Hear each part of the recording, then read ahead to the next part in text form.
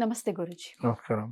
July 15 నుంచి 30 వరకు సింహరాశి వారికి ఏ విధంగా ఉంటుంది? అలానే వీళ్ళు ఎటువంటి పరిహారాలు చేసుకుంటే వీళ్ళకి బావుంటుంది గురూజీ? శ్రీ గురుభ్యో నమః. శ్రీ మహాగణాధిపతయే నమః. శ్రీ మహాసరస్వత్యై నమః. హరి ఓం శ్రీమాత్రే నమః. ఈ యొక్క ద్వాదశ రాశుల్లో పక్ష ఫలితాలకు వస్తే ఆషాఢ మాసం, జూలై మాసంలో, అట్లనే శ్రావణ మాసం ప్రారంభంలో ఏ విధంగా ఉండబోతుంది వీరికి? సింహరాశి వారికన్నా మఘ నక్షత్రం 4 పాదాలు, శుభ నక్షత్రం 4 పాదాలు, అట్లనే ఉత్తర నక్షత్రం 1వ పాదము. వీరికి ప్రత్యేకంగా బుధుడు వక్రగమనం 12లో ఉంది కాబట్టి, ఈ వక్రగమనంలో బుధుడు యోగిస్తున్నాడు వీరికి.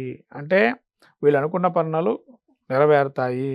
బుద్ధి బలంతో ఆలోచన చేయని మార్గం కలిసి వస్తుంది సింహరాశి వారికి. అట్లానే ద్వితీయంలో కుజుడు సంచారం చేస్తున్నాడు. కుటుంబంలో మీరు ఏదైతే మార్గాలు దొరుకుతాయి కానీ మిమ్మల్ని కళ్ళెంగా మిమ్మల్ని అడ్డుపడే వాళ్ళు కూడా ఉంటారు. మీ యొక్క ఆలోచనలు అడ్డుపడే వాళ్ళు ఉంటారు. కాబట్టి జాగ్రత్తగా అడ్డుపడే వాళ్ళు ఉన్నా సాహసంతో మీరు ముందరికి వెళ్తారు, నిర్ణయం తీసుకుంటారు. తర్వాత కుజుడు ద్వితీయంలో ఉన్నాడు కాబట్టి మనస్పర్ధలు వచ్చే అవకాశం ఉంటాయి. ఇంట్లో వాళ్ళ కుటుంబంలో కానీ మీ సొంత వర్గంలో వాళ్ళు కానీ కదరు కుడి కంటికి సంబంధించిన వ్యాధులు వచ్చే అవకాశం ఉంది కాబట్టి ఆరోగ్యం చూసుకోవడం మంచిది. కుటుంబంలో కూడా కళ్యాణాలు పడకుండా చూసుకోండి. తర్వాత రాహు 6లో ఉన్నాడు, శత్రుజయం అయితే వస్తుంది, దాంట్లో ఎటువంటి సందేహం లేదు. అపార్థాలు లోనయ్యే అవకాశం ఉంటుంది, దాన్ని కూడా మార్గం చూసుకుంటారు, కవర్ చేసుకుంటారు. అపార్థం చేసుకున్నా దాన్ని మీ యొక్క మాట వాక్చాతుర్యం వల్ల మార్చుకునే తత్వంగా ఉంది. ఏకాదశంలో గురుడు శుక్రుడు ఉన్నారు కాబట్టి ఇద్దరు దేవగురులు దైత్యగురువు ఉన్నారు కాబట్టి బుద్ధి బలాన్ని ప్రత్యేకంగా ఉపయోగించి ప్రతి విషయాన్ని కూడా సునాయాసంగా బయటపడే అవకాశం ఉంటుంది. కాబట్టి ఎటువంటి ఇబ్బందులే, దైవానుగ్రహం మీ మీద ఉంది ఈ పక్షం రోజులు. ఎందుకంటే చివర మీకు శుక్రుడు కూడా కలుస్తున్నాడు, ఏకాదశంలోకి మిత్రక్షేత్రంలోకి వస్తున్నాడు కాబట్టి యోగాన్ని ఇస్తున్నాడు ఇక్కడ శుక్రుడు కూడా.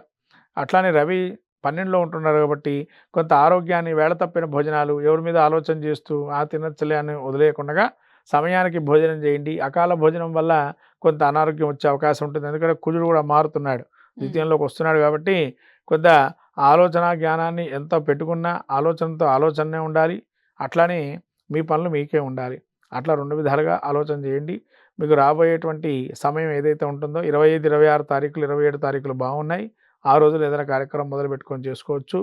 తర్వాత ఇది ఆషాఢ మాసంలో అయితే కనుక మీకు ఈ యొక్క పంచమ స్థానంలో చంద్రుడు, అట్లా సప్తమ స్థాన చంద్రుడు అయినటువంటి ఈ యొక్క ఉత్తరాభాద్ర మీనం అంటే ఈ యొక్క రాశి దక్షిణ పుణ్యకాలం రోజున ఏదైనా దానం ధర్మం చేయటం వల్ల మంచి ఫలితాలను, సముద్ర స్నానం, నదీ స్నానం చేస్తే కనుక మంచి ఫలితాలు కలుగుతాయి ఈ యొక్క సింహరాశి వారికి. ఈ యొక్క సింహరాశి వారికి 12లో రవి సంచారం చేస్తున్నాడు. అట్లానే ఈ యొక్క శుక్రుడు వీరికి 18వ తారీఖు నుంచి ఏకాదశ సంచారం చేస్తున్నాడు కాబట్టి గురు శుక్ర కలయిక అద్భుతంగా ఉంది ఈ యొక్క ఏకాదశంలో. అట్లానే బుధుడు వక్రగమనంలో ఉంటున్నాడు.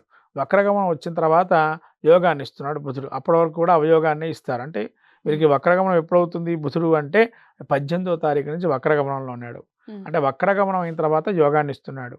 అంటే 18వ తారీఖు నుంచి యోగదాయకమైన పీరియడ్ ఉంటుంది. అట్లనే 28న శుక్రుడు కూడా వీళ్ళకి ఏకాదశంలో కలుస్తున్నాడు. కాబట్టి ఈ రోజులు చాలా ముఖ్యమైన రోజులు, వీళ్ళు కలిసి వచ్చేటువంటి రోజులు మొదలయ్యే అవకాశం ఉంటుంది. అట్లనే రవి కూడా వీరికి 12లో ఉన్నాడు కాబట్టి ఆరోగ్యాన్ని చూసుకుంటే చాలు, మిగతా అన్ని విషయాలు బాగుంటాయి. ఇంకా మంచి ఫలితాలు పొందడానికి వీళ్ళు ఏం చేయాలి అని అంటే ఆదిత్య హృదయ పారాయణం చేసుకోవటం, సుబ్రహ్మణ్య క్షేత్ర దర్శనం చేసుకోవటం, ఇంట్లో ఏదైనా ఎర్రటి ఒత్తులను తీసుకొని ఆ యొక్క ఎర్రటి ఒత్తులతోని దీపారాధన చేయటం వల్ల మంగళవారం రోజున మంచి ఫలితాలు ఉంటాయి. ధన్యవాదాలు గురూజీ.